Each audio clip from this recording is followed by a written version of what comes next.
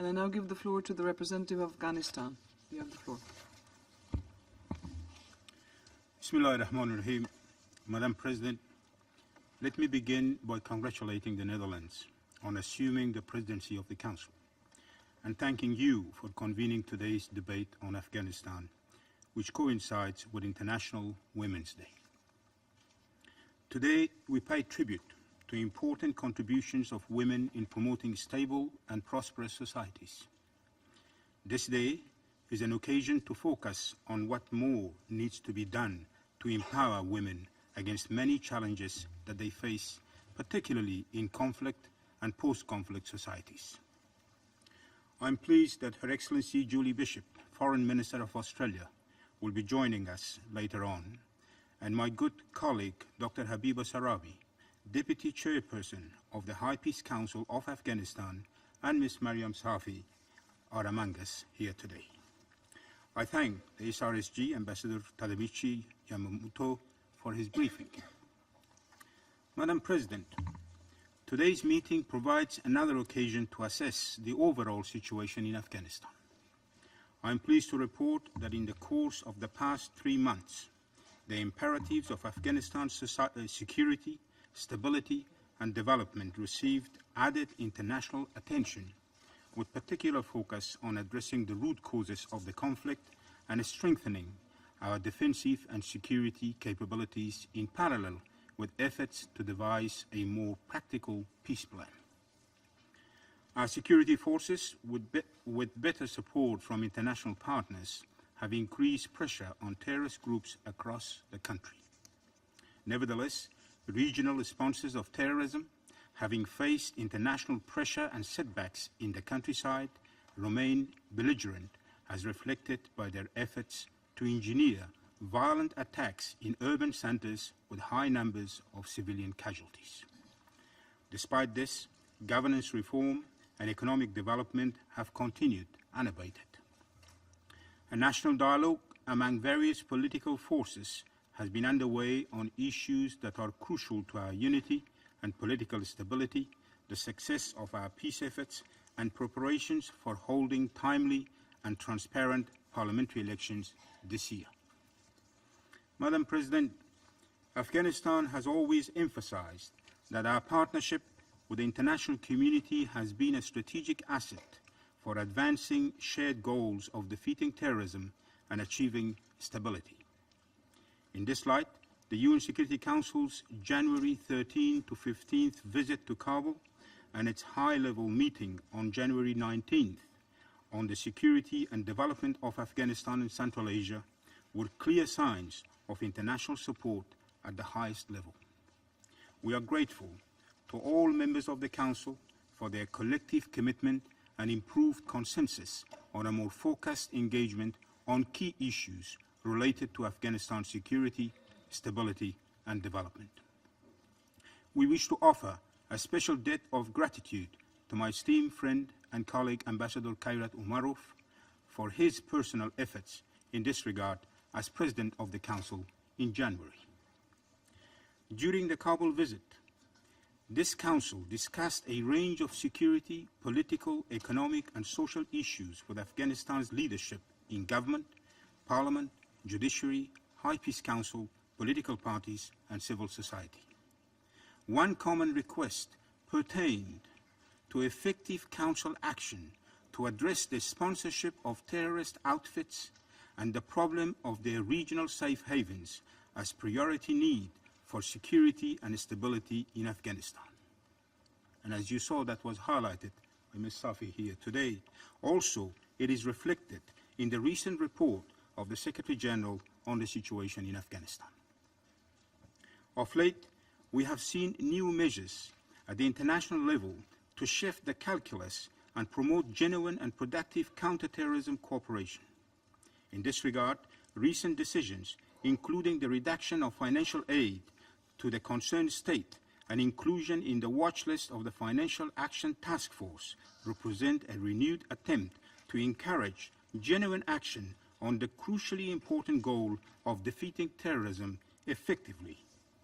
We hope that this trend continues and the response to these measures is positive in the interest of peace and security in Afghanistan and the region.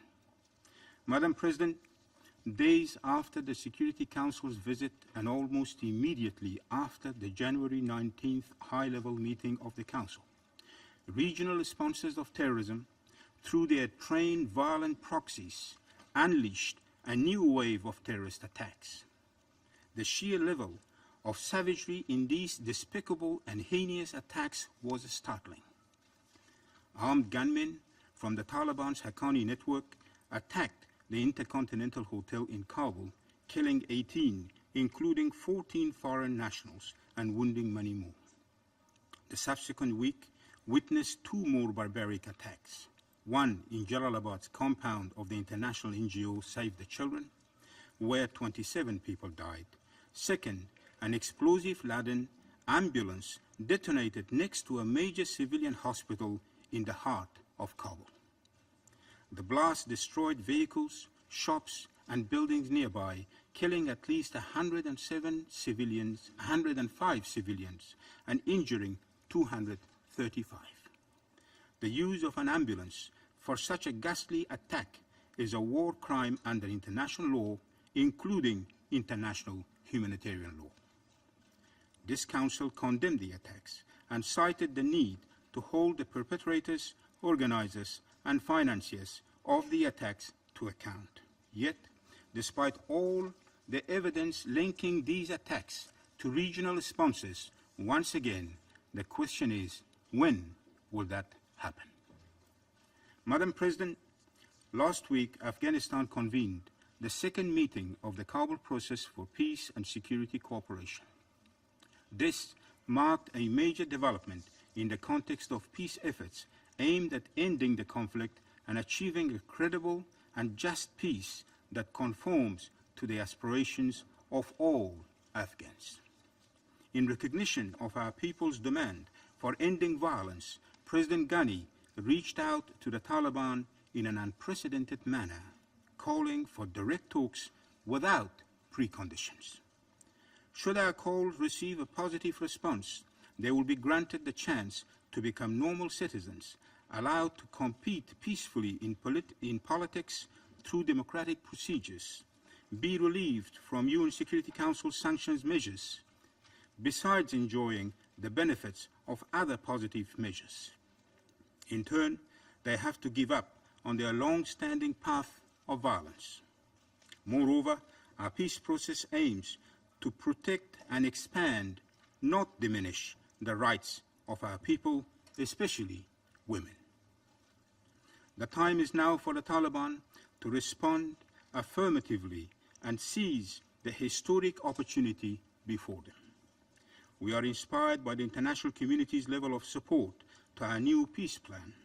The conference renewed the call for tangible measures in combating terrorism in accordance with obligations stipulated in the UN Global Counterterrorism Strategy and various Security Council counterterrorism resolutions.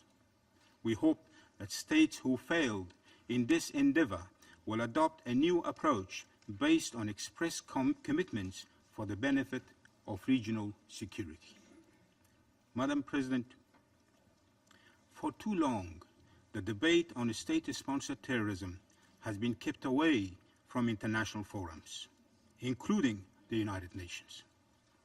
Beyond the intelligence networks, the rest of the world knows little about the behavior of this aspect of terrorism at national, regional, and international levels. The regional state sponsors of terror outfits exported to our country have recently pursued new methods of denial and belligerence by playing reverse psychology and attempting to distort narratives. Irrefutable evidence of complicity in facilitating safe havens and logistical support to terrorists has been responded to by failed methods of counter-narration, accusing Afghanistan of providing safe havens to terrorists, quote unquote. Exploiting the democratic political dynamics of Afghanistan, they attempt to sow discord among our people, victimize our refugees by unfairly linking them to terrorism, and portray and portray their orchestrated terror attacks as civil war.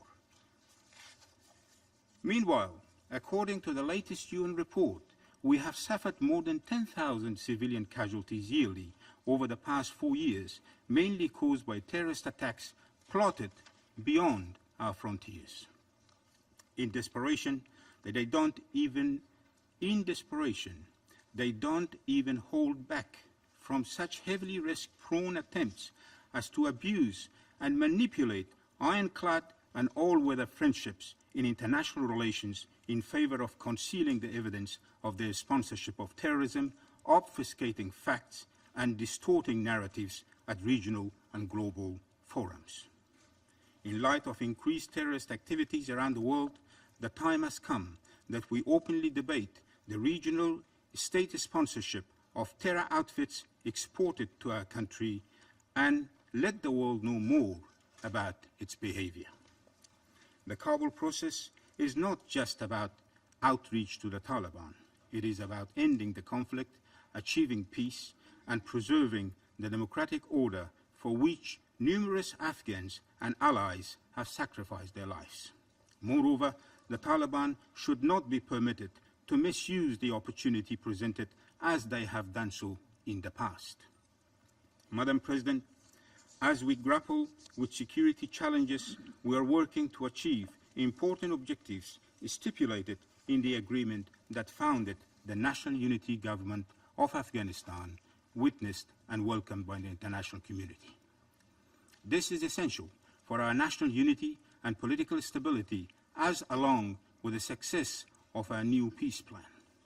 The effort is carried out within the parameters of a broad-based dialogue with a view to advance the national interest of Afghanistan in conformity with the spirit of our Constitution.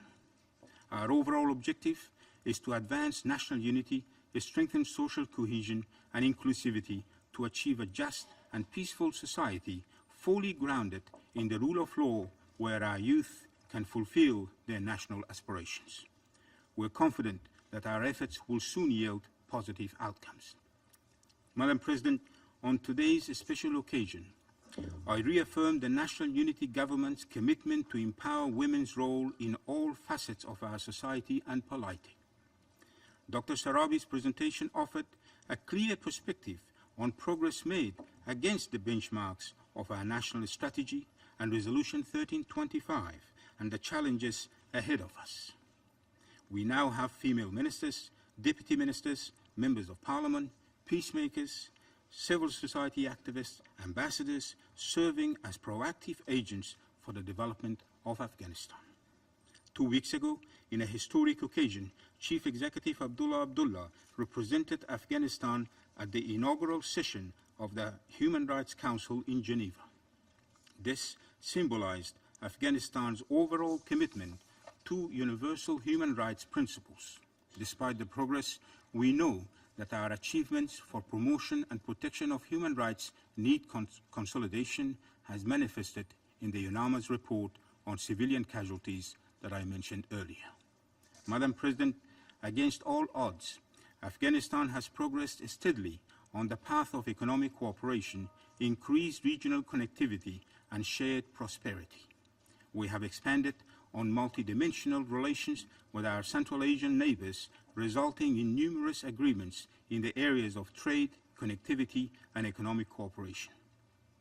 The inauguration of Afghanistan's segment of the TAPI project in Herat by President Ghani and leaders and senior officials of Pakistan, Turkmenistan, and India, after over a decade of preparatory work, has generated new incentives for cooperation and opportunities for mutual trust and confidence. Additionally, other regional projects aim to boost productivity and economic cooperation for common gains. We're looking forward to the forthcoming Tashkent Conference on Afghanistan. We wish to expand relations with all partners, including the United Nations. We are grateful for the crucial assistance role of UNAMA, which has been a catalyst in bringing change to the lives of our people. We welcome the adoption of the UNAMA mandate renewal and underscore once again the imperative of one UN approach for optimum efficiency and coherence. Let me reconvey our appreciation for the dedicated efforts and leadership of SRSG Ambassador Yamamoto, a dear friend. Combating the illicit network of narcotics, money laundering, and terrorism finance remain a key priority for us.